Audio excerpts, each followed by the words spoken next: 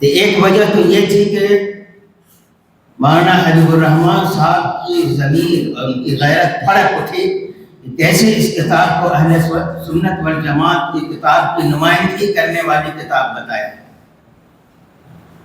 دوسری وجہ وہاں جیسے جلیل کے سامنے یہ تھی کہ حضرت قاری طیب صاحب نے یزید کو فاسق ثابت کرنے کے حوالے سے جو کچھ انہوں نے اپنی کتاب کے اندر تحریر فرمایا ہے تو اس کے فسق کے بارے میں انہوں نے لکھا ہے کہ یہ درجہ منصوص میں ہے، منصوص کے درجے میں اس کا فسق ہے۔ اب اس سوال سے جو سوال پیدا ہوتا ہے اس کو محدث جلیل نے بھی ابھارا ہے کہ اگر یہ منصوص بات تھی، یزید کا فسق منصوص ہے، کتاب و سنت سے میں اس کا ذکر ہے، اس سے ثابت ہے، پھر 60 صحابہ کرام نے جنہوں نے یزید کے ہاتھ پہ بیعت کی انہوں نے منصوص کے خلاف کیا۔ حضرت معاویہ رضی اللہ تعالیٰ عنہ نے یزید کی ولی عہدی کے سلسلے میں جو کوششیں فرمائی تو ان کو بھی اس نص کا علم رہا ہوگا، اس نص کے خلاف حضرت نے یزید کی ولی عہدی کے سلسلے میں کوشش اور کاوش فرمائی۔ یہ دو چیزیں تھیں جس کی وجہ سے مولانا حبیب الرحمان صاحب لکھے بغیر نہیں رہ سکے اور انہوں نے تبصرہ بر شہید کربلا اور یزید پر جو ہے وہ نقد فرمائی۔ میں نے جب دونوں کتابوں کو پڑھا تو مجھے یقین مانیے کہ مجھے مولانا حبیب الرحمان صاحب کی کتاب زیادہ معتدل، زیادہ متواضع نظر آئی۔ اسی لیے میں نے سمجھا کہ صدی کی مناسبت سے جو مقالہ لکھنے کی دعوت آئی ہے تو پھر میں نے اسے مقالہ لکھا اور فل اسکیپ میں 23 صفحے پہ وہ مقالہ میں نے لکھا ہے، وہ مقالہ میرے سامنے ہے اور میں نے چاہا تھا کہ اسی کو موضوع بنا کے آپ سے گفتگو کروں گا، لیکن بھائی سے میں نے کہا کہ شہادت حسین تاریخ کے آئینے میں یہ رکھ لیجیے۔ یہ موضوع میرے بھائی اور شہادت حسین کے حوالے سے جو بھی موضوع اپنایا جاتا ہے بے حد جذباتی ہوتا ہے۔ آپ کی شخصیت کو جذباتیت کے حالے میں چاروں طرف سے گھیر دیا گیا ہے اور اس میں علمی انداز سے، موضوعی انداز سے، تحقیقی انداز سے بہت کم غور کیا جاتا ہے، بہت کم غور کیا جاتا ہے۔ وہ تمام موضوعات جو اس موسم کے اندر چھڑتے ہیں اور اس پہ بہت کثرت کے ساتھ گفتگو ہوتی ہے، ان موضوعات کو میں نے آپ کے سامنے بالکل نہیں چھیڑا ہے اور آج کی گفتگو کے لیے میں نے اپنے موضوع کا عنوان رکھا ہے شہادت حسین مقصد اور خروج کے وجوہات۔ یہاں خروج کا لفظ جو میں نے استعمال کیا ہے وہ بالکل اس مفہوم میں نہیں ہے جس مفہوم میں عام طور پہ تاریخ کی کتابوں میں ہم پڑھتے ہیں۔ خرج اعلیٰ عربی زبان کے اندر یہ بغاوت کرنے کے معنی میں آتا ہے، عام طور سے خروج جو ہے وہ اردو میں بھی اسی مفہوم میں استعمال کیا جاتا ہے۔ حضرت حسین رضی اللہ تعالیٰ عنہ سے بیعت لینے کی جب کوشش کی گئی، بیعت لینے کی کوشش کی گئی، یہ کوشش 2 مرتبہ ہوئی۔ ایک مرتبہ تو سن 51 ہجری میں ہوئی، اس کی تفصیل میں آپ کے سامنے بطور اقتباس کے پیش کروں گا، اور دوسری کوشش اس وقت ہوئی، پہلی کوشش ولی عہد بنائے جانے کے وقت ہوئی اور دوسری کوشش اس وقت ہوئی جب اس ولی عہد کا وقت آیا کہ اب وہ تخت خلافت پر بیٹھایا جائے۔ حضرت معاویہ رضی اللہ تعالیٰ عنہ اس دنیا سے وفات پا گئے تو اب ضرورت ہوئی کہ ولی عہد کو اب خلیفہ یا امیر المومنین جو بھی لقب بنی امیہ کے جو یہ خلفاء تھے وہ خلفائی کی اصطلاح اپنے ساتھ استعمال کرتے رہے ہیں، اگرچہ اہل سنت والجماعت کے علماء حضرت امیر معاویہ کے ساتھ امیر معاویہ کا لقب، امیر کا لقب استعمال کرتی ہے، اور حضرت معاویہ رضی اللہ تعالیٰ عنہ کو اول ملوک الاسلام سمجھتی ہے۔ یہ ہمارے عقائد کی کتاب میں بھی ہے، ملا علی قاری نے، ابن تیمیہ نے، اور طحاویہ جو حنفی حضرات حنفیوں کی کتاب ہے اس کے شارح نے یہ بات لکھی ہے کہ حضرت معاویہ اول ملوک الاسلام۔ حضرت معاویہ نے خود اپنے بارے میں یہ الفاظ استعمال کیے، انا اول ملوک الاسلام۔ تو خلفائے راشدین میں سے وہ نہیں ہیں، صحابی ہیں، جلیل القدر صحابی ہیں، کاتب وحی ہیں، حضور صلی اللہ علیہ وسلم نے ان کے لیے دعائیں کی، اللہم اجعلہ ہادیا و مہدیا۔ اللہ کے رسول نے ان سے دعائیں کی، اللہ کے رسول سے رشتہ بھی تھا آپ کا اور آپ کا جو مقام و مرتبہ ہے اس سے انکار نہیں کیا جا سکتا۔ تو حضرت معاویہ نے اپنی زندگی میں چاہا کہ یزید کو ولی عہد بنا دیں، ولی عہد وہ بنا دیے گئے، اور حضرت معاویہ اس میں کامیاب ہو گئے۔ کیوں نہ کامیاب ہوتے؟ اقتدار، عالم اسلام کا اقتدار، وہ عالم اسلام جو ایک طرف جبلارٹر کی پہاڑیوں یعنی مراکو تک جو ہے اسلام کی حکومت پھیلی ہوئی تھی، دوسری طرف سندھ تک مشرق میں جو ہے بنی امیہ کی حکومت تھی، اس عظیم الشان حکومت کے اول بادشاہ اور امیر حضرت معاویہ رضی اللہ تعالیٰ عنہ۔ تو یہاں خروج کا جو لفظ استعمال کیا بغاوت کے مفہوم میں نہیں ہے۔ حضرت حسین نے باغی کا مطلب کیا، بغاوت کرنے کا مطلب کیا کہ انقلابی لوگ ہوں، وہ ہتھیاروں کے ساتھ نکلیں گے، مسلح ہو کر نکلیں گے، اور اقتدار وقت کے ساتھ جو بڑی طاقت ہے اس کے ساتھ وہ ٹکر لیں گے۔ ایسا کچھ نہیں کیا حضرت حسین، خاموشی کے ساتھ۔ آپ بھلا بتائیے کوئی جو ہے کسی کے مقابلے کے لیے نکل رہا ہو اور جلیل القدر صحابہ کرام کے منع کرنے کے باوجود حضرت حسین نہ مان رہے ہیں۔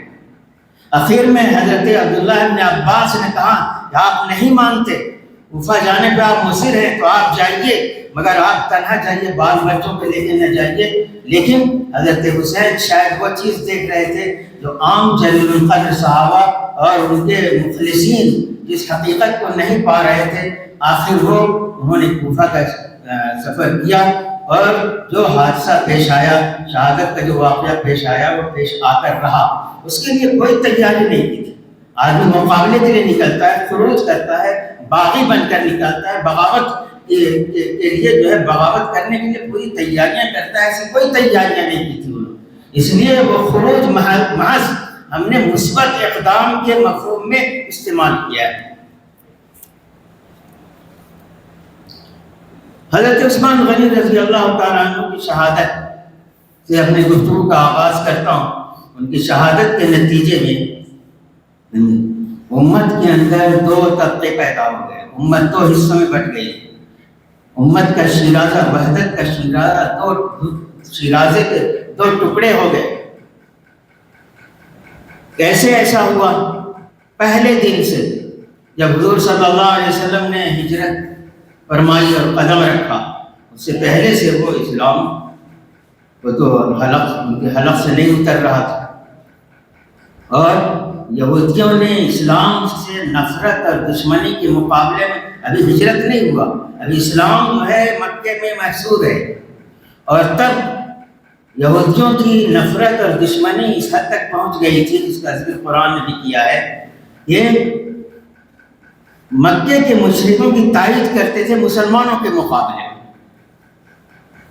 وہ یہودی اسلام کا پہلے دن سے کھلم کھلا دشمن رہے، اور ان کی آخری کوشش یہ رہی کہ صفحہ ہستی سے اسلام کو ملیامیٹ کر دیا جائے۔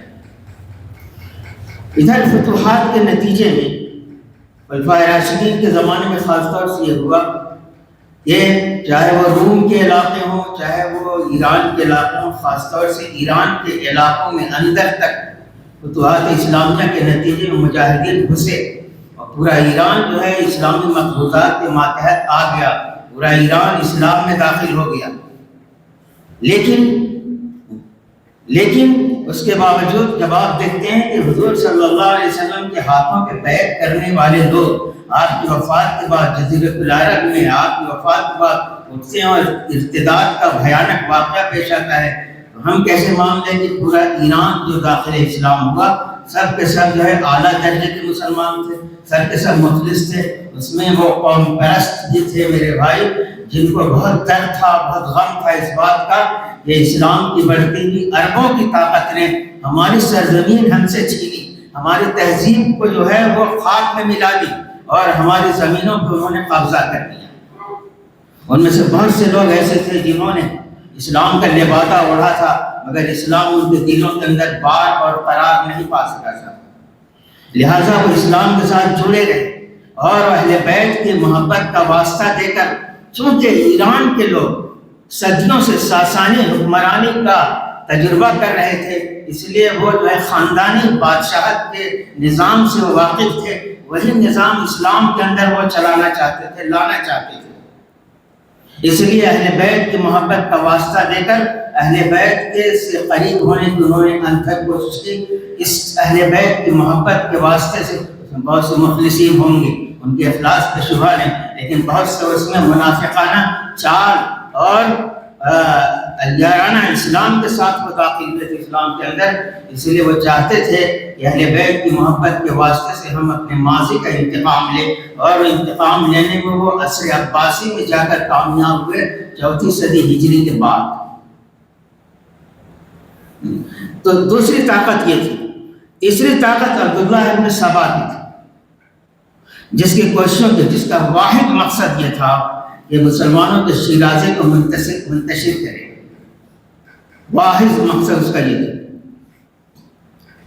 حضرت عثمان غنی کی نرم خوئی، حلیم الطبعی، متحمل المزاجی، صلہ رحمی، اقربا نوازی اور چشم پوشی جیسے فطری اوصاف سے فائدہ اٹھا کر عبداللہ ابن سبا نے اپنے ناپاک عزائم کو کامیاب بنانے میں کامیابیاں مسلسل دھیرے دھیرے حاصل کرتا گیا، اور نتیجہ یہ ہوا اس نے اسی فتنہ انگیزیاں کی کہ بلوائیوں کو مدینہ منورہ میں جلغار کرنے اور چڑھائی کرنے کی پوزیشن میں وہ آ گیا۔ آخر بلوائیوں نے جو ہے مدینہ منورہ پہ چڑھائی کی، نتیجے میں مظلومانہ طور پہ حضرت عثمان غنی رضی اللہ تعالیٰ عنہ شہید ہوئے۔ اس شہادت کے بعد باصرار امت مسلمہ کی اکثریت نے حضرت علی رضی اللہ تعالیٰ عنہ کو باصرار خلیفہ بننے پر مجبور کیا۔ حضرت علی نہیں چاہ رہے تھے، وہ کہہ رہے تھے میں وزیر بن کر رہوں، میں مسلمان فرد بن کر رہوں، یہ مجھے زیادہ پسند ہے بجائے اس کے کہ میں ذمہ داری نبھاؤں۔ لیکن امت کے چیدہ افراد نے اس قدر اصرار کیا کہ خلیفہ بننے پہ وہ مجبور ہوئے۔ خلیفہ بننے کے بعد انہوں نے زیادہ تر عثمانی عمال اور گورنروں کو معزول کرنا شروع کر دیا۔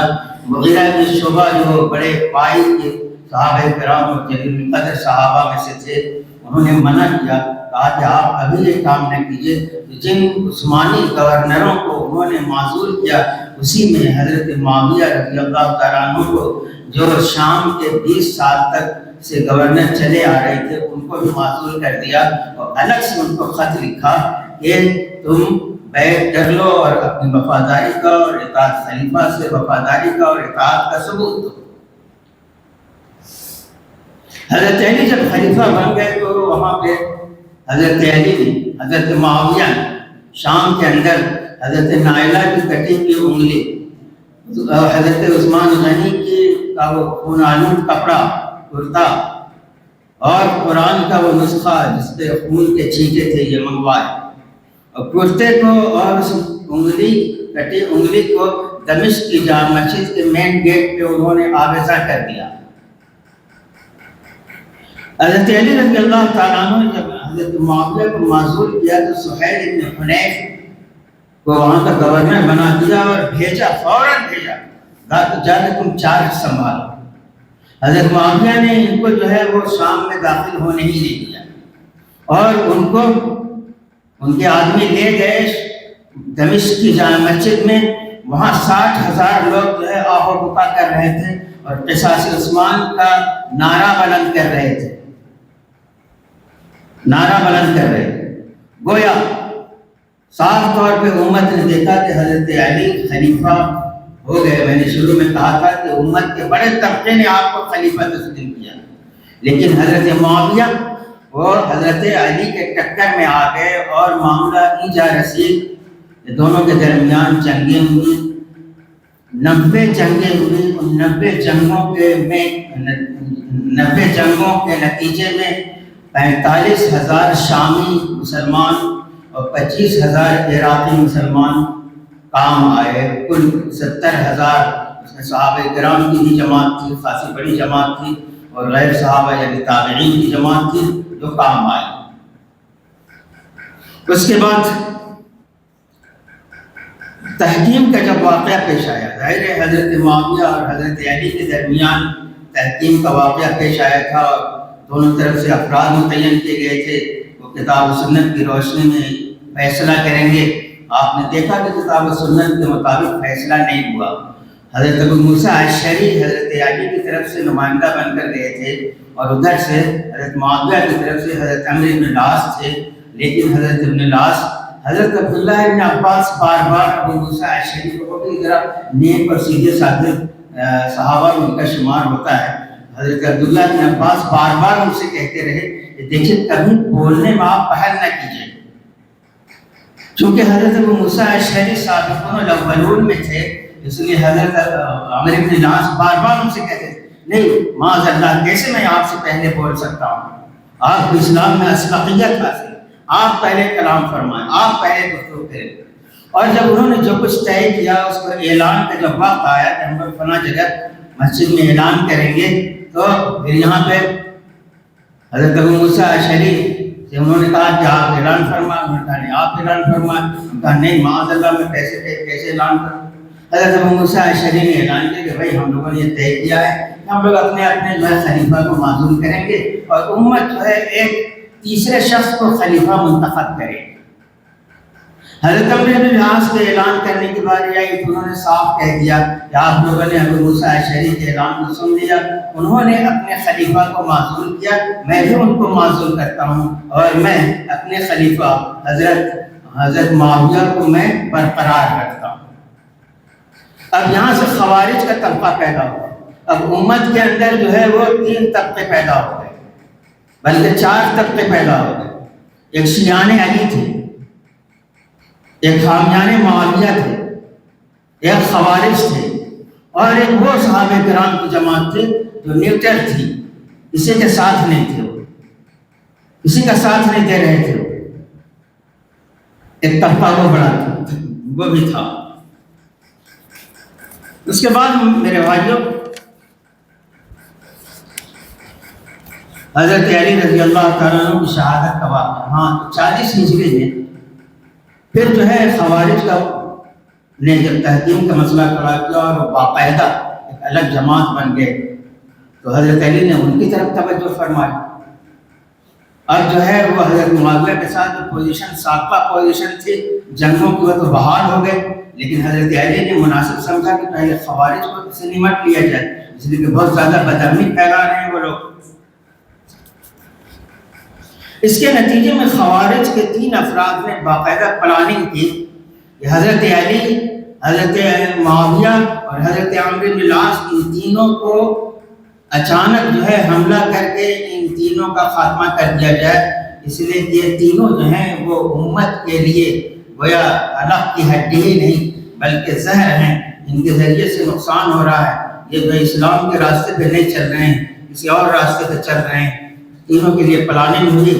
حضرت عمرو بن العاص اتفاق سے اس دن امامت کے لیے ان کو جانا تھا، مگر کسی اور شخص کو بھیج دیا، وہ شخص مارا گیا، لیکن حضرت معاویہ معمولی زخمی ہوئے اور بعد میں علاج سے صحیح ہو گئے۔ حضرت علی فجر کی نماز کے لیے نکلے اور ان کا دشمن عبد الرحمن ابن ملجم ہاتھ میں لگا ہوا تھا، اس نے جو ہے آپ کو زخمی کر دیا، اور 3 دنوں تک آپ زخمی حالت میں زندہ رہے۔ تیسرے دن جو ہے جام شہادت نوش کیا۔ آپ کی شہادت کے بعد حضرت حسین مسلمانوں کے خلیفہ رہے 6 مہینے تک۔ ان کا کردار آپ کے سامنے، ان کا کردار آپ کے سامنے۔ 6 مہینے کے بعد ایسی کوششیں ہوتی رہی خود حضرت معاویہ امیر معاویہ کی طرف سے کہ وہ ان کی سیاست کے سامنے دستبردار ہونے کو انہوں نے ترجیح دی، اور دنیا کے سامنے ایک ایسا اعلیٰ نمونہ پیش کیا، ایک ایسا اعلیٰ نمونہ پیش کیا کہ جس کی مثالیں شاذ و نادر ہی کہیں کہیں ملا کرتی ہیں۔ یہ حکومت سے، خلافت سے دستبردار ہو کر انہوں نے امت کی صلاح اور فلاح کے لیے یہ قربانی دی تھی انہوں نے۔ اب اس کے بعد حضرت معاویہ عالم اسلام کے متفق علیہ امیر قرار دے دیے گئے۔ 51 ہجری میں، 40 ہجری میں جو ہے انہوں نے اقتدار سنبھالا۔ 40 سال حضور صلی اللہ علیہ وسلم کا 10 سال 30 سال تک کل خلافت راشدہ کی مدت رہی، اور 10 سال حضور صلی اللہ علیہ وسلم کا خلافت نبوت کا زمانہ رہا۔ اس کے بعد 40 سال کے بعد جو ہے خلافت ملوکیت کا آغاز ہونے جا رہا ہے۔ تو 10-11ویں سال کے اندر حضرت معاویہ کے جی میں خیال تو نہیں آیا تھا، وہ خیال ڈالا گیا، اور وہ خیال جو ہے حضرت مغیرہ ابن شعبہ جو حضرت معاویہ سے بہت قریب تھے، شاید ان کے بہت مخلص بھی تھے، انہوں نے یہ خیال پہلے یزید کے دل میں ڈالا کہ کیوں نہ تم اپنے باپ کی زندگی میں ولی عہد بن جاؤ۔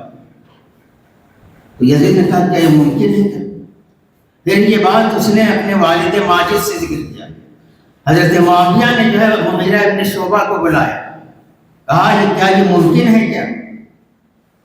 تو انہوں نے کہا کہ کوفہ کے گورنر تھے اس وقت حضرت مغیرہ ابن شعبہ، میں تو کوفہ کو میں دیکھ لوں گا، میں کوفہ والوں سے نمٹ لوں گا، زیاد جو ہے وہ بصرہ والوں کو دیکھ لیں گے، اور مروان کو آپ متعین کیجیے مدینہ منورہ کے۔ چنانچہ مغیرہ ابن شعبہ کوفہ گئے، وہاں کے عمائدین شخصیت، وہاں کے سربراہ شخصیتوں کی ایک جماعت ہے، انہوں نے حضرت معاویہ کے پاس بھیجی، اور اس جماعت نے جا کے خود مطالبہ کیا، امیر معاویہ سے مطالبہ کیا کہ آپ اپنے بیٹے یزید کو ولی عہد مقرر کر دیں۔ زیاد نے دباؤ نہیں ڈالا، بلکہ اس نے اپنے ایک معتمد شخصیت عبید نام کی شخصیت سے مشورہ کیا، اور یہ کہا کہ جا کے تم بات کرو امیر المومنین سے، حضرت معاویہ سے، یزید کے معاملے میں جلدی نہ کریں۔ تو عبید نے کہا کہ امیر المومنین کو یزید سے برسر کرنا مناسب نہیں ہوگا، میں جا کے یزید کو خود سمجھاتا ہوں کہ اس کے جو اپنے مشاغل ہیں ان مشاغل کو چھوڑے ہو۔ تو زیاد نے یہ بات پسند کی، چنانچہ ہو گیا اور اس نے زیاد کو سمجھایا۔ زیاد نے روایت کے مطابق اپنے مشاغل ترک کر دی، لیکن حضرت معاویہ کے دل کی بات تھی جو ان کے کان میں ڈالی گئی تھی، لہٰذا انہوں نے پوری کوشش کی۔ تو سب سے اہم مسئلہ جو ہے حجاز کا تھا، عراق شام کے لوگوں کا تو مسئلہ ہی نہیں تھا، شام کے لوگوں کا کوئی مسئلہ نہیں تھا، وہ تو 20 سال سے 30 سال سے جو ہے حضرت امیر معاویہ کے ماتحت چلا آ رہا تھا۔ اس طرح سے میرے بھائی، میں یہاں پہ وہ اقتباس آپ کے سامنے پیش کرنا چاہتا ہوں جو میں نے تاریخ اسلام والا معین الدین صاحب سے لیا ہے۔ اس مقالے میں نے جو حوالے دیے ہیں وہ عام طور سے درسی کتابوں کے دیے ہیں، اس لیے جب ہمارے درس میں کتاب ہے تو ہم بھی کہیں نہ کہیں اس کی ذمہ داری ہمیں قبول کرنی پڑے گی۔ ایک حوالہ میں نے نفحۃ العرب کا دیا، یہ کتاب ہے درس نظامی میں اور دارالعلوم دیوبند کے اندر ہی پڑھائی جاتی ہے۔ خاصا وقت میں نے ادھر ادھر کی باتوں میں لے لیا۔ سب سے بڑا مسئلہ جو ہے، اس لیے چھوڑ کے اپنی بات پیش کروں گا، کوفہ اور بصرہ سے زیادہ اہم معاملہ حجاز کا تھا۔ یہاں کے متعدد ایسے بزرگ تھے جو یزید کے مقابلے میں خلافت کے زیادہ مستحق ہو سکتے تھے، جن کی جانب سے تجویز کی مخالفت کا خطرہ تھا، اس لیے اس کی ذمہ داری امیر معاویہ نے مروان ابن حکم کے سپرد کی، اور مروان کو لکھا کہ جیسے بھی ہو تم ان 5 حضرات سے جن کا ذکر ہے ان سے بیعت لے لو۔ سب لوگ ادھر ادھر کے آئے اور انہوں نے تقریباً عراق اور شام کے لوگ تو تھے، عراق کے سارے لوگوں نے جو ہے بیعت کر لیا۔ اب مسئلہ حجاز کا تھا، یعنی مدینہ منورہ کا اور مکہ مکرمہ۔ تو حضرت معاویہ نے مروان کو لکھا کہ اب میں ضعیف ہو گیا ہوں، میرے قوا کمزور ہو گئے ہیں، معلوم نہیں کب وقت آ جائے، مجھے خوف ہے کہ میرے بعد امت میں اختلاف پیدا نہ ہو جائے، اس لیے مناسب معلوم ہوتا ہے کہ مسلمانوں کی بھلائی کے لیے اپنی زندگی میں اپنا جانشین بنا جاؤں۔ اس کے بعد مدینہ کے گورنر کو خط لکھا، اور مدینہ کے گورنر ذرا زیادہ ہی معتدل اور ایماندار آدمی تھے، تو جب خط آتا تھا تو مروان کو بلا کے جو ہے مشورہ کرتے تھے۔ تو مروان نے مشورہ کیا کہ ان لوگوں کو بلا کے خاص طور سے حضرت حسین کو اور حضرت عبداللہ بن زبیر، ان کو بلا کے جو ہے وہ دباؤ ڈالو اور ان سے بیعت لو، اور بیعت نہیں لیتے ہیں تو ان کی گردن اڑا دو، ان کا سر قلم کر دو۔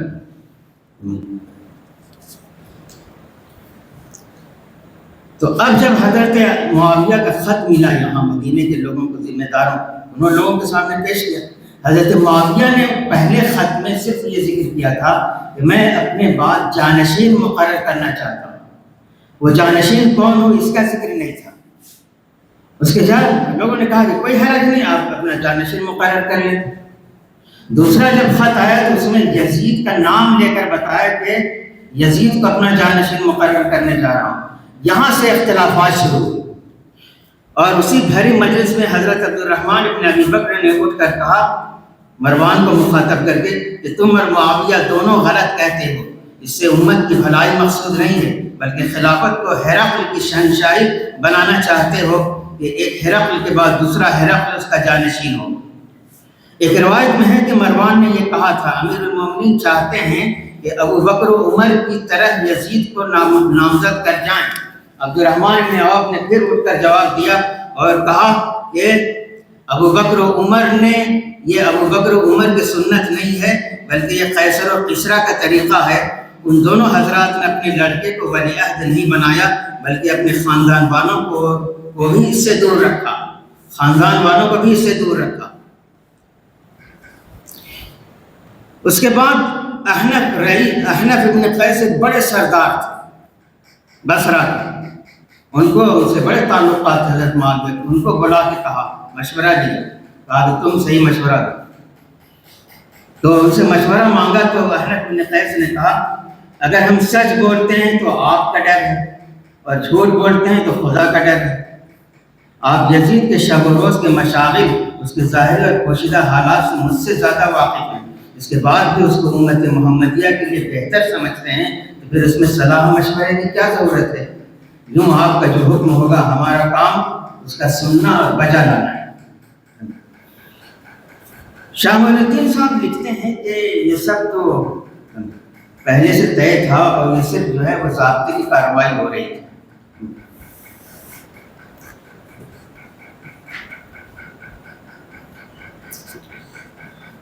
اس کے بعد مدینہ کے لوگوں کو رام کرنے کے لیے حضرت معاویہ نے خود سفر کیا، خاص طور سے یہ پانچ حضرات حضرت حسین، حضرت عبداللہ بن عمر، حضرت عبداللہ بن عباس، حضرت عبداللہ بن زبیر۔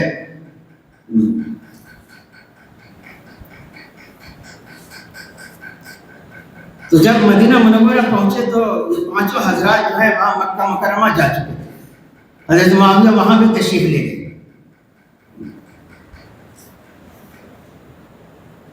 وہاں پہنچنے کے بعد حضرت معاویہ نے پانچوں سے گفتگو کی اور فرمایا، تینوں پانچوں حضرات نے کہا کہ الگ الگ گفتگو کرنا مناسب نہیں، ہمیں سب سے زیادہ تجربات حضرت عبداللہ بن زبیر ہیں، ہماری طرف سے وہی متکلم ہوں گے، آپ ان سے بات کر لیں، وہ جس چیز کو طے کر دیں گے ہم ان پر جو ہے ہم عمل پیرا ہوں گے۔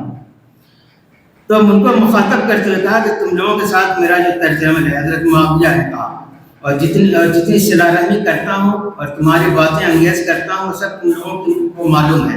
یزید تمہارا بھائی ہے، حضرت عبداللہ بن زبیر کو کہہ رہے ہیں، یزید تمہارا بھائی ہے اور ابن عم ہے، میں چاہتا ہوں کہ تم صرف خلیفہ کا لقب دے دو، باقی حکومت کا پورا انتظام، عمال کا عزل و نصب، خراج کی تحصیل و وصول اور اس کا صرف تمہارے ہاتھوں میں رہے گا۔ حضرت عبداللہ بن زبیر نے اس کے جواب میں کہا انتخاب کی تین نظیریں ہمارے سامنے، یا تو رسول اللہ صلی اللہ علیہ وسلم کی طرف سے آپ کیجیے کہ آپ صلی اللہ علیہ وسلم نے کسی کو نامزد نہیں کیا بلکہ مسلمانوں پر اس مسئلے کو چھوڑ دیا، یا حضرت ابوبکر کی طرف سے کریں کہ آپ نے حضرت عمر کو نامزد تو کیا لیکن اس کے پیچھے آپ نے مشورہ کے بارے صحابہ سے مشورے کے بعد آپ نے حضرت عمر کو نامزد کیا تھا۔ اور میں دیکھ رہا تھا ایک چیز پہ ایک صحابی آئے، انہوں نے کہا کہ اے امیر المومنین، آپ جس شخص کو جس کا مزاج اتنا سخت ہے آپ جو ہے اپنے بعد ان کو نامزد کر کے جا رہے ہیں، کیا منہ دکھائیں گے آپ اللہ تعالیٰ کے دربار میں؟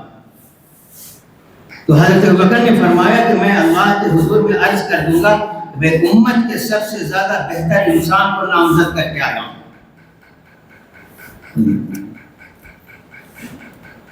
تیسرا طریقہ جو ہے یا تو حضرت عمر کی طرح چند آدمیوں کا یا 6 آدمیوں کا انتخاب شورا جیسے انہوں نے بنایا تھا، اور یہ کہا تھا کہ اس میں میرے بیٹے حضرت عبداللہ بن عمر کے علاوہ بقیہ 5 آدمیوں میں سے جس کو آپ چاہیں، جس کو شورا چاہے جو ہے وہ امیر بنا لیا جائے۔ تو امیر کے انتخاب میں صرف جو ہے وہ عبداللہ بن عمر نہیں ہوں گے، بقیہ مشورے میں وہ ساتھ رہیں گے۔ حضرت امیر معاویہ نے جب دیکھا کہ یہ آسانی کے ساتھ بیعت کرنے والے نہیں ہیں تو انہیں دھمکی دی، اگر تم نے مخالفت کی تو تلوار سے کام لیا جائے، اور پھر باہر نکل کر مسلمانوں میں اعلان کر دیا یہ لوگ مسلمانوں کے سربراہ ہیں اور ان کے بہترین لوگ ہیں، بغیر ان کے مشورے سے کوئی کام انجام نہیں دیا جائے گا۔ انہوں نے یزید کی بیعت کر لی ہے، اس لیے آپ لوگ بھی بیعت کر لیجیے۔ اہل مدینہ اسی انتظار میں تھے، بزرگوں کے فیصلے کے منتظر تھے، اس اعلان پر سب نے بیعت کر لیا۔ امیر معاویہ کی واپسی کے بعد لوگوں کو اصل واقعے کا علم ہوا، لیکن پھر کسی نے مخالفت نہیں۔ اس کے بعد مرض الموت آپ رضی اللہ عنہ پر طاری ہوا۔ آپ کی عمر، حضرت معاویہ کی عمر 78 سال کی ہو گئی تھی، تو آپ کو خطرہ ہوا کہ کہیں میں دنیا سے چلا نہ جاؤں۔ اتفاق سے یزید اس وقت دمشق کے اندر نہیں تھا، دمشق سے باہر، تو آپ نے وصیت نامہ لکھوایا۔ اس وصیت نامے میں چھوڑ کے میں پڑھ رہا ہوں، سب سے اہم معاملہ خلافت کا ہے۔ اس میں حسین ابن علی، عبداللہ ابن عمر، عبد الرحمن ابن ابی بکر اور عبداللہ ابن زبیر کے علاوہ کوئی حریف نہیں۔ عبداللہ ابن عمر سے کوئی خطرہ نہیں، انہیں زہد عبادت کے علاوہ کسی دوسری چیز سے واسطہ نہیں۔ مسلمانوں کی بیعت کے بعد انہیں کوئی عذر نہ ہوگا۔ عبد الرحمن ابن ابی بکر میں کوئی ذاتی حوصلہ اور ہمت نہیں۔ حضرت معاویہ بہت بالغ النظر، بہت جہاں دیدہ، احد دحات العرب، عربوں کے چند نہایت ہوشیار، چالاک، زیرک، دانا لوگوں میں تھے۔ عبد الرحمن ابن ابی بکر میں کوئی ذاتی حوصلہ اور ہمت نہیں ہے، جو ان کے ساتھی کریں گے وہ اس کی پیروی کریں گے۔ البتہ حسین بن علی کی جانب سے خطرہ ہے، اہل عراق انہیں تمہارے مقابلے پر لا کر چھوڑیں گے۔ جب وہ تمہارے مقابلے میں آئیں اور تم ان پر قابو پا جائے تو درگزر سے کام لینا، وہ قرابت دار، بڑے حقدار اور رسول اللہ صلی اللہ علیہ وسلم کے عزیز ہیں۔ البتہ جو شخص لومڑی کی طرح کاوی دے کر یعنی زخم دے کر شیر کی طرح سے حملہ کرے گا، وہ عبداللہ بن زبیر ہیں۔ اگر وہ صلح کر لیں تو فبہا، ورنہ قابو پانے کے بعد ان کو ہرگز نہ چھوڑنا اور ان کے ٹکڑے ٹکڑے کر دینا۔ اس کے بعد اہل خاندان کو وصیت، اس وصیت میں یہ بھی ہے کہ اپنی ذاتی جائیداد کا آدھا حصہ بیت المال میں داخل کرنے کی وصیت فرمائی۔ وصیت میں یہ بھی ہے کہ انہوں نے کہا کہ مجھے حضور صلی اللہ علیہ وسلم نے پختہ مرحمت فرمایا، اس کو اسی دن کے لیے میں نے چھپا رکھا ہے، اور حضور صلی اللہ علیہ وسلم کا ایک ناخن ہے اور منہ مبارک ہے ایک عدد، وہ شیشے میں بند ہے، مجھے اسی کرتے میں کفن دینا اور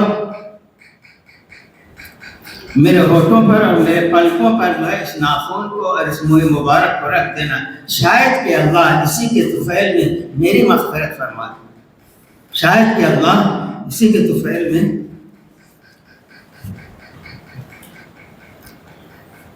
اس کے بعد جو ہے سن 60 ہجری میں حضرت والا کا انتقال ہو گیا۔ اب جو ہے ولی عہد ظاہر تخت خلافت پر براجمان ہوا، اور اب ضرورت پڑی، اچھا یہ یزید اول کے نام سے تاریخ میں ملے گا آپ کو، اس لیے کہ ابو سفیان حضرت معاویہ کے بھائی اور تھے، ان کا نام یزید تھا، اور وہ حضرت معاویہ سے پہلے شام کے گورنر تھے۔ حضرت عمر بن خطاب رضی اللہ تعالیٰ عنہ نے زیاد ابن زید، یزید ابن ابی سفیان، ان کو گورنر بنایا تھا وہاں۔ جب ان کا انتقال ہو گیا تو حضرت عمر بن خطاب نے حضرت معاویہ کو ان کی جگہ پہ ان کے چھوٹے بھائی کو وہاں گورنر بنایا۔ اس لیے جو ہے تاریخ میں کہیں ہر جگہ زیاد آئے تو ذرا احتیاط کے ساتھ پڑھیے گا، کہیں اس زیاد کی صفت اس کے ساتھ جو ہے جوڑ نہ دی جائے۔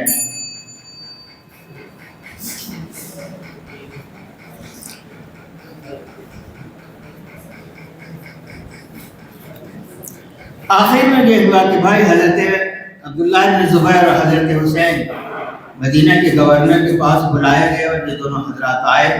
حضرت حسین نے فرمایا کہ میں ایسا آدمی نہیں ہوں کہ چھپ چھپا کر میں بیعت کروں، جب سارے لوگوں کو تم بیعت کے لیے بلاؤ تو سب مجھے بلانا، میں آ جاؤں۔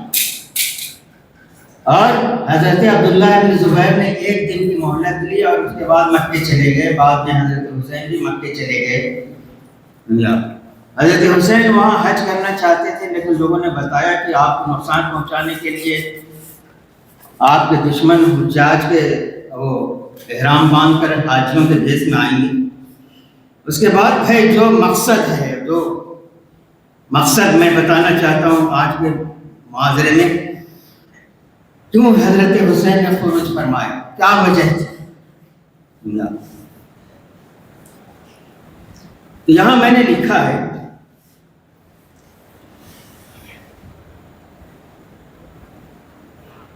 یہ جو یزید کے حوالے سے بہت زیادہ مبالغہ آرائی کے ساتھ لوگ معاشرے کی تصویر کشی کرتے ہیں، بہت غلط ہے، تاریخی اعتبار سے غلط ہے. رجب کے اوائل میں جو ہے وہ تخت نشین ہوتا ہے اور حضرت حسین 28 رجب کو وہاں سے نکل جاتے ہیں، مدینہ سے نکل جاتے ہیں. آپ بتائیے 25 دن کے اندر، 28 دن کے اندر یزید کا کون کون سا فسق تھا جس سے حضرت حسین واقف ہوئے؟ اس چند دنوں کے اندر جو 1 مہینے سے کم کی مدت ہے، کیا کیا تبدیلیاں ہو گئیں، باطل کہاں کہاں آ گیا.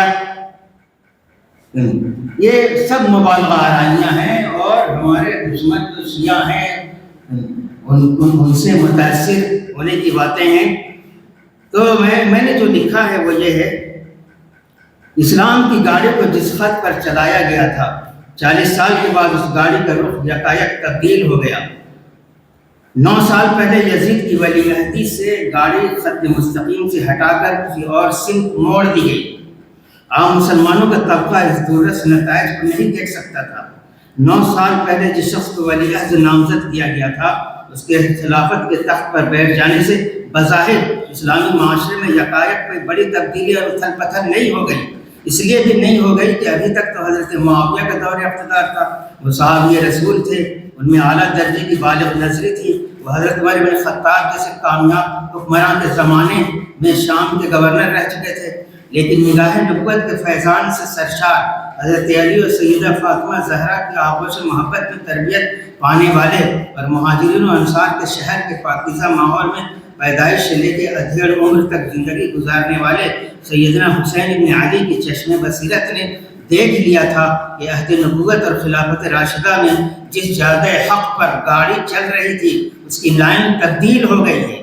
اس بدلاؤ کے اثرات اسلامی حکومت کے مقصد، اس کے دستور، اس کے کام کاج، اس کے مزاج، اس کی ذہنیت، اس کی ربانی خصوصیات میں ظاہر ہو کر رہے گی.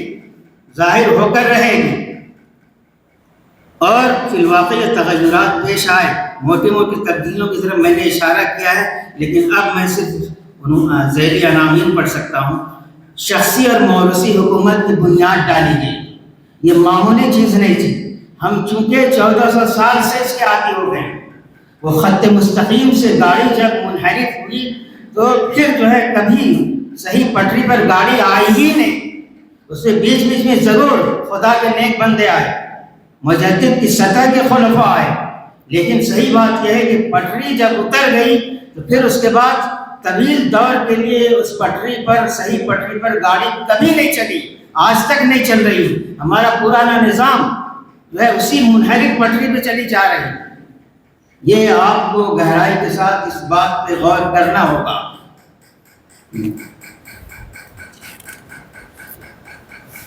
اس عنوان کے ساتھ میں نے دلیلیں بھی دی ہیں کہ خلفائے راشدین کے دور میں کیا کیا ہوتا تھا، اور پھر موروثی اور خاندانی حکومت کا جب سلسلہ چلا تو قیصریت اور اسرائیلیت کے ٹھاٹ باٹ شروع ہو گئے. صرف ٹھاٹ باٹ شروع نہیں ہو گئے، پورا نظام بدلا، پورا دستور بدلا. بچوں کے مکتب تک میں اب خلفاء کے بچے نہیں آتے تھے، ان کے لیے الگ جو ہے ٹیچرز کا انتظام کیا جاتا تھا. مساجد سے ملحق جس کو کتاتیب وہ کہتے تھے مکتب، اس میں جو ہے وہ عوام کے بچے آتے تھے، خلفاء کے بچے نہیں آتے تھے.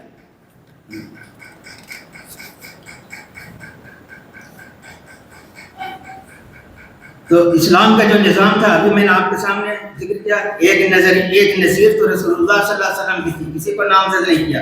دوسری نظیر حضرت ابوبکر کی تھی، مشورے کے بعد ایک شخص کو نامزد کیا. تیسری نظیر جو ہے شورائی جمہوری نظام تھا، شورا بنائی گئی، شورے نے ایک شخص کا انتخاب کیا، اس کے علاوہ ان تینوں انتخاب کو امت کے صلحاء نے، علماء نے اور فقہائے صحابہ نے جو ہے وہ پسند کیا، اور ان تینوں کے علاوہ دوسرے طریقہ انتخاب کو ناپسند کیا۔ اس لیے یہ ولی عہد کا یہ طریقہ جو ہے قیصریت اور کسرویت اور خاندانیت اور موروثیت کی علامت ہے، اسلام کا اس سے کچھ لینا دینا نہیں۔ دوسرا سبب ہے شورائی نظام کا خاتمہ۔ آپ شورا کی اہمیت کو سمجھتے ہیں، شورائی نظام کا خاتمہ۔ ملوکیت کے اندر بھی، بادشاہت کے اندر بھی، خاندانی نظام کے اندر بھی دکھاوے کی مشاورتی کمیٹی بنائی جاتی ہے، مگر اس کے ممبر کون ہوتے ہیں؟ شہزادے ہوتے ہیں، خوشامدی فطرت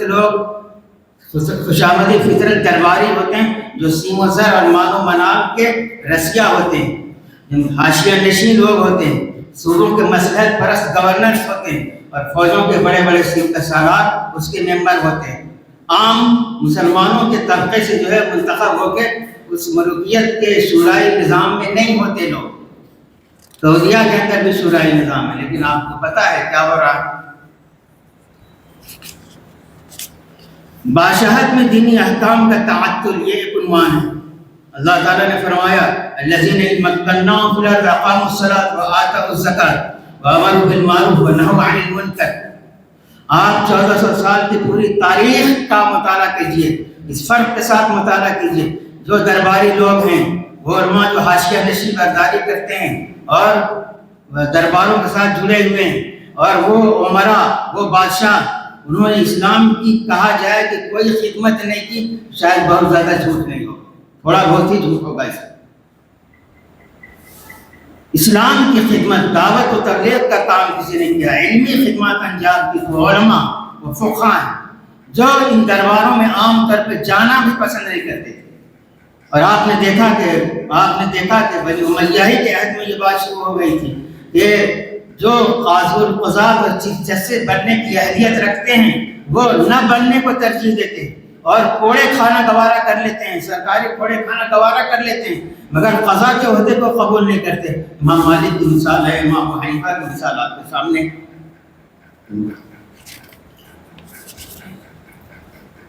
ایک چیز میں نے یہاں ذکر کی ہے، نظریت التفویض الالہی۔ خاندانی جو نظام رہا ہے، بادشاہ دنیا میں رہی ہے ہر جگہ، وہاں یہ تصور پلایا گیا عوام کو، رعیت کے تصور پلایا گیا، یہ خاندان کے لوگ ہیں نا، اس خاندان کے لوگ بادشاہ بنتے ہیں، یہ عام لوگوں کی طرح سے نہیں، ان کا خدا سے بڑا گہرا ربط ہے، ان کا گاڈ سے بڑا گہرا ربط ہے۔ تو التفویض، نظریت التفویض الالہی سے بنی امیہ کے لوگوں نے فائدہ اٹھایا، اس لیے کہ ساسانی ایران کی حکومتوں کے اندر یہ نظریہ کام کرتا تھا۔ اس میں یہ تھا کہ اللہ تعالیٰ نے ڈائریکٹ بادشاہ کو چن کے یہاں بیٹھا تو نہیں دیا ہے، لیکن اللہ کی طرف سے ایسے حالات اور واقعات پیش کرائے گئے جس کے نتیجے میں ان کا بادشاہ بننا جو ہے ضروری ہو گیا۔ اس کی میں نے مثال دی، ایک تقریر جو ہے حضرت ابوبکر صدیق رضی اللہ تعالیٰ عنہ کے، اس کے ہاتھ میں جب بیعت کر لیا، بیعت مکمل ہو گئے، تو آپ نے جو خطبہ دیا، اس خطبے میں آپ نے کیا کہا؟ اطیعونی ما اطعت اللہ ورسولہ، میری اطاعت اس وقت تک کرو جب تک میں اللہ اس کے رسول سے اطاعت کرتا ہوں، جب میں اللہ رسول کی اطاعت نہ کروں تو تم پر میری اطاعت واجب نہیں۔ اس کے بعد بنی امیہ کے دور میں یہ زیاد، جس کا ذکر ابھی آیا ہے، زیاد گویا بنی امیہ کا ترجمان تھا، سرکاری ترجمان۔ خطبہ بطرہ کے نام سے اس کی جو طویل تقریر آپ نے پڑھی ہے، اس میں ایک ٹکڑا یہ بھی ہے کہ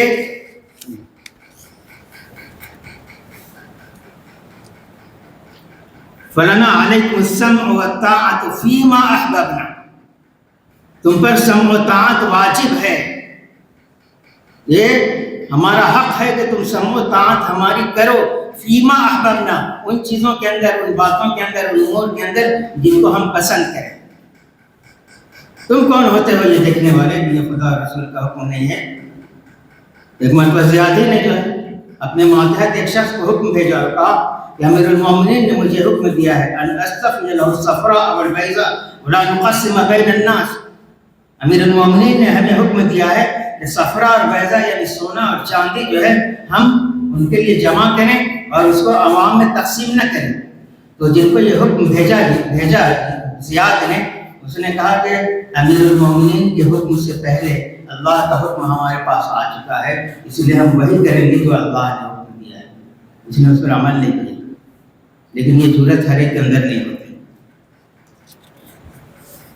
قانون کی حکمرانی کے دو معیار بن جاتے ہیں ملوکیت کے اندر، یہ سب چیزیں وہ ہیں جو آپ پڑھ چکے ہیں۔ خلافت راشدہ، امیر وقت کو، خلیفہ وقت کو بھی اگر وہ مجرم کے کٹہرے میں کھڑا کرنے کی ضرورت پیش آئے گی، اسے کھڑا کیا جائے گا، اور اس کی مثالیں ہمارے سامنے۔ لیکن ملوکیت کے اندر جو ہے وہ قانون کے نفاذ کے دو معیار بن جاتے ہیں۔ ایک آخری چیز بیت المال بادشاہ کی ملکیت بن جاتا ہے۔ خاندانی حکومت جب قائم ہوتی ہے تو اس میں جو ہے وہ بیت المال، یہاں پہ میں نے جو واقعہ میں نے ذکر کیا ہے اور حوالہ دیا ہے، جس کا میں نے آپ سے وعدہ کیا تھا، وہ یہ ہے کہ حضرت عقیل ابن ابی طالب یہ حضرت علی کے بھائی تھے، آخر عمر میں نابینا ہو گئے۔ یہ عراق میں جب حضرت علی امیر المومنین تھے تو عراق ہی آئے اور ان کے سامنے اپنی ضرورت پیش کی۔ تو حضرت علی نے کہا کہ ذرا انتظار کیجیے، جب بیت المال کی عطیات جب تقسیم کروں گا تو آپ کا جو حصہ بنے گا میں آپ کو دوں گا۔ انہوں نے کہا نہیں، مجھے ضرورت ہے، بار بار اصرار کیا۔ تو انہوں نے شخص سے کہا کہ دیکھیے آپ انگلی پکڑ کے لے جائے اس کو، اور کسی مسلمان کی دکان کا تالا توڑ کے اس کے اندر جو کچھ ہوگا یہ سب ان کو دے دو۔ حضرت عقیل نے فرمایا کہ آپ مجھے چور بنانا چاہتے ہیں؟ حضرت علی نے اس کے جواب میں کہا تو آپ مجھے مسلمانوں کے مال کے اندر خیانت کروانا چاہتے ہیں؟ تو انہوں نے کہا کہ اب میں تم سے زیادہ بہتر شخص یعنی معاویہ کے پاس جا رہا ہوں۔ حضرت علی نے فرمایا کہ آپ جو چیز چاہے کیجیے۔ آپ چنانچہ حضرت معاویہ کی خدمت میں گئے، ان کے سامنے اپنا مسئلہ پیش کیا۔ انہوں نے 1,00,000 درہم دیا، 1,00,000 درہم دیا اور کہا کہ اس عادل ممبر، مسجد کے ممبر میں چڑھ جائیے اور لوگوں کو آپ بتائیے کہ معاویہ نے آپ کو کیا دیا اور علی نے آپ کو کیا دیا۔ حضرت عقیل ممبر پر چڑھ گئے اور انہوں نے کہا کہ میں نے علی کے دین کے مقابلے میں نے ان کے سامنے اپنا سوال یعنی اپنی دنیا رکھی۔ انہوں نے دین کو پسند کیا اور دنیا کو ترک کر دیا۔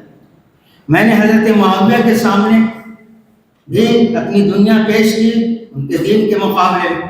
حضرت معاویہ نے دنیا کو پسند کیا اور دین کو ترک کر دیا۔ حضرت معاویہ رضی اللہ تعالی عنہ بہت حلیم بردبار انسان تھے۔ انہوں نے کہا کہ لوگ کہتے ہیں کہ یہ آدمی جو ہے برا ہو گیا، کھسٹ ہو گیا، ایہما اعقل من عقیل، عقیل سے زیادہ عقل مند کون ہوگا؟ یعنی جو مقصد حضرت والا نے حاصل کرنا چاہا تھا وہ حاصل نہیں ہو سکا۔ آخر چند الفاظ میں آپ کے سامنے پڑھتا ہوں۔ حضرت حسین گفتار میں، کردار میں اللہ کی برہان، یہ تھے وہ تغیرات جو اسلامی خلافت کو خاندانی بادشاہت میں تبدیل کرنے سے رونما ہوئے۔ کوئی شخص اس تاریخی حقیقت کا انکار نہیں کر سکتا۔ یزید کی ولی عہدی ان تغیرات کا نقطۂ آغاز تھی، اور اس بات سے بھی انکار ممکن نہیں ہے کہ خاندانی اور شخصی شاہراہ پر چل کر تھوڑی ہی مدت کے اندر بادشاہی نظام میں سب خرابیاں رونما ہو گئیں جو اوپر بیان کی گئی ہیں۔ یہ سلسلہ کہیں نہیں تھما۔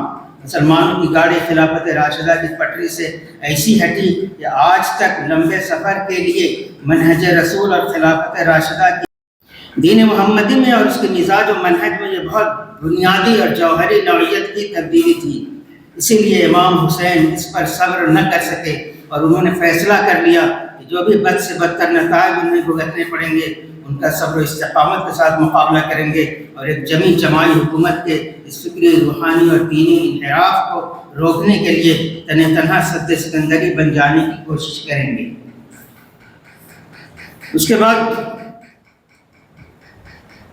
نواسۂ رسول حضرت حسین کا یزید کی بیعت سے انکار کر دینے کا بصیرت مندانہ موقف کے صحیح تر ہونے کی ایک دلیل یہ بھی ہے کہ صحابہ اور تابعین میں سے کسی نے یہ نہیں کہا کہ حضرت حسین کا خروج یعنی خروج کا جو مفہوم ہم نے لیا یعنی خاموش، مثبت اور بے ضرر اقدام،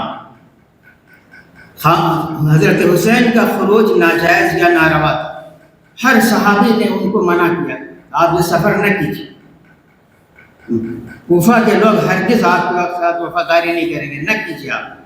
آخر میں تو حضرت عبداللہ بن عباس نے کہا کہ آپ جانا ہی چاہتے ہیں تو آپ بال بچوں کو چھوڑ کے تنہا جائیے.